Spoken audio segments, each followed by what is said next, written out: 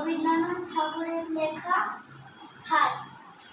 কুমোর পাড়ার গরুর গাড়ি, বোঝাই করা কলসি হাঁড়ি, গাড়ি চালা বংশী বনের সঙ্গে যে যায়, আপনি মদন হাট বসেছে শুক্রবারে, বসি মঞ্চে পর্দা করে জিনিসপত্র জুটি এনে গ্রামের মানুষ বেচে কেনে। উচ্ছে বেগুন কত মূল্য, পেটে গোনা খাওয়া কুলো, সর্ষে ছাড়া ময়দা আটা, শীতের ডাবা নকশা পাতা,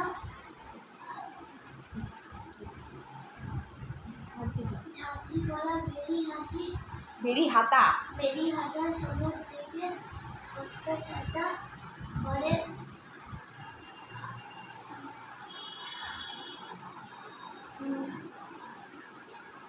কলসি ভরা এগো ঘুরে মাছি যত বেড়া উঠবে, ঘরে রাখি হবে আলো গাছে চাষি মেয়ে, অন্ধকানে পথের করে গাছ নিয়ে করে গ্রামের ছেলে স্থানে ঘাটে যাচ্ছে নমস্কার।